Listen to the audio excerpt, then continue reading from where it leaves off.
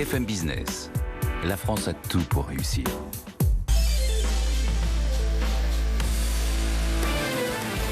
BFM Business. L'émission 100% placement. BFM Patrimoine. Cédric Decoeur.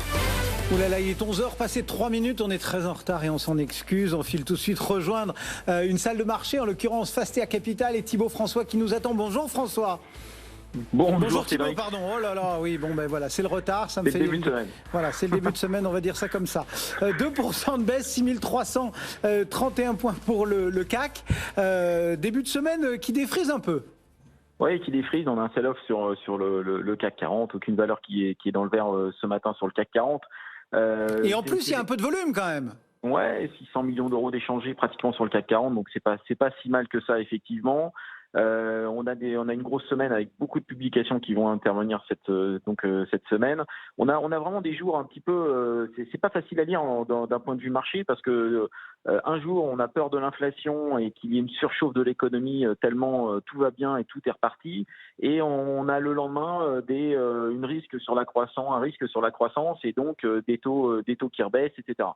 Donc c'est vrai que c'est pas facile à lire. Aujourd'hui, on a des taux qui rebaissent fortement un petit peu partout dans le monde et on a l'OAT française qui est repassée négative, on a le Bund allemand qui est à moins 0,37, donc une baisse assez forte des taux, ce qui va à contrario d'une hausse de l'inflation sur la durée.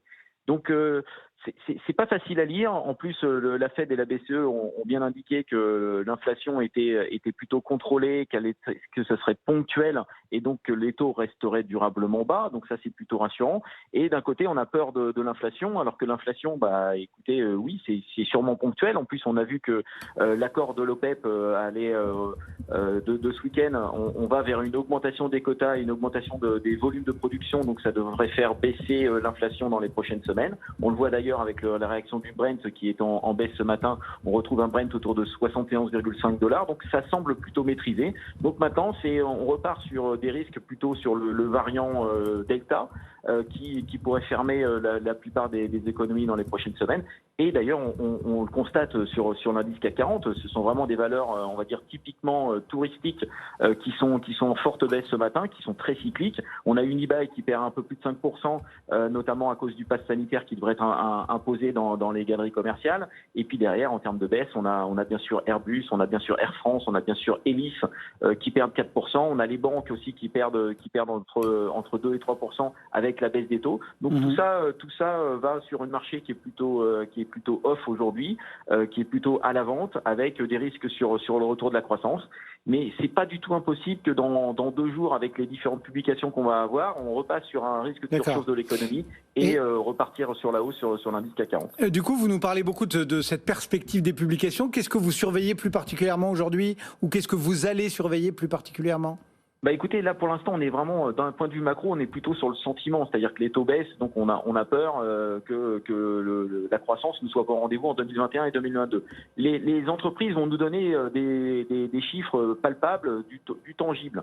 Donc on va apprendre sur ces différentes publications quelle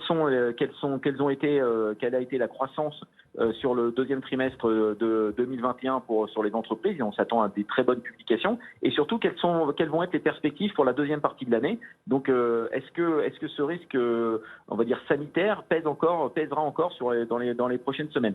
Donc là, cette semaine, on va avoir deux belles publications. On a Alstom et Thales qui vont publier. Alors Alstom, elle est vraiment d'actualité parce qu'elle a fait un gros profit warning la semaine dernière. On est passé de 44 € à pratiquement 35 € ce matin, donc un gros profit warning. A priori, l'acquisition a été faite à un prix un peu trop important. Donc ils vont essayer de rassurer le marché pour les prochaines semaines, donner un petit peu plus d'indications chiffrées, et c'est vraiment attendu par le marché, cet effet rassurant pour le dossier Alstom.